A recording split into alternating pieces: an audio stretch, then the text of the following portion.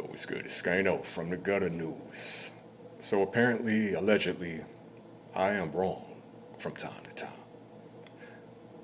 This shooter, Tyler Robinson, 22 years old, white male, from the Denver area, you know, that sniped Charlie Kirk. It turns out it was just a lone rando. I said I thought it was multiple people involved and this was a professional hit because, a 200-yard shot and woo woo and no, just a lone rando. So this dude apparently, Tyler Robinson, confessed after the fact to his family and they came forward to authorities. They said recently he had been speaking more radicalized, more extremist as far as his political viewpoints and his ideology in general. And he definitely did not like Charlie Kirk. All the details behind that are, still forthcoming. But as I said, no, it wasn't some intricate, complex network of individuals working in a concerted effort. It was one lone rando. But the rifle, the engravings that they found on shell casings, some, you know, making references to anti-Nazi rhetoric. One shell casing had, if you are reading this, you are gay. So make of that what you will. But listen, who knows the thought process behind this Tyler Robinson? But I know one of the main talking points of Charlie Kirk was this replacement theory, as far as white Americans being slowly eradicated and replaced by others like immigrants and black folks.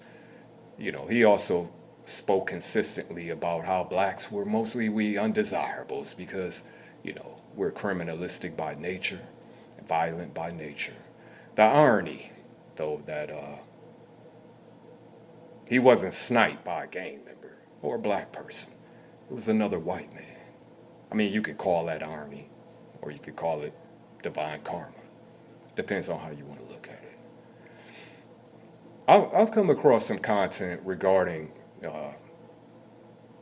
this supposed Korean obsession with black culture and how they have used ingratiation for appropriation. Okay, I've seen, people from the FBA community speaking out about how, Koreans are tapped into the culture. They are embracing the culture. And like they rock with us. I want you to understand, though, there's always a long game. So, if you research Korea, there are black folks there. And they say that generally their experience is more positive than other countries, especially America. So from what I understand, there is low-key racism there, but it's not, aggressive, overt racism. Like South Korea, Korea in general, more polite racism. But as with, these Latin countries and even Africa to a degree, there is a caste system, a colorism system. So, as with these other caste systems, the darker complected Koreans receive harsher treatment. They're on the bottom of the social ladder. And pale complected Koreans, i.e., white Koreans, are, the top. It's considered beautiful. As I said, with a lot of these, countries that are brainwashed, it's no different in Korea. But from what I understand, it is less racist, than America. If you know, there's some Korean gangsters alleged gangsters, that recently purchased the rap label QC, which Lil Baby is a part of. Now, and this is where I came across, led me to some different content where, FBAs seem to think that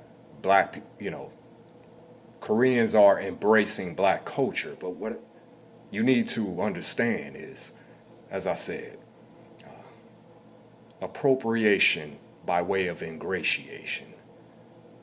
We gonna slide up next to you. Now, a free market is free market. So there's no crime that Koreans are buying hip hop labels, per se. Some would argue that, you know, is it the best, ideology to sell black culture to others? But like I said, free market is free market. What a person chooses to do with their business is their business. But from the standpoint of them embracing black culture, as I said, it's a long game. Now, if you know, you know. They have monopolized the black hair care product industry, Koreans. And as I said, free market is free market, But where it gets insidious and where, you start to see, there's some fouls in the game going on. They have monopolized it to the point where they even control supply chains. So, if you're per se a black hair care product store owner, you're finding it difficult to even get the products and supplies that now you have the market, you have the clientele, but it's increasingly difficult, if not almost impossible, to the point where they are driving these black businesses, out of the industry by way of systemically controlling supply chains. So effectively, what they have done is corner the market. They own a majority, and when I say a majority, I mean, now you got some Indians in there, but for the most part, it's Koreans, and they got a stronghold on it. And not only that, they are blocking the very people that they are profiting from, you know what I'm saying, benefiting from their own culture.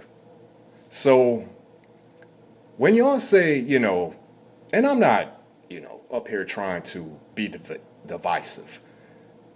I just see things how I see them. So, from my perspective of things, it's another demographic that is, like I said, by way of ingratiation. But ultimately, their goal is appropriation and exploitation, And all the while you exploiting, and profiting off said demographic, you are systemically, blocking that same demographic from profiting from their very own culture. So like I said, man, same old playbook, different coach. 216 Scano, you already know.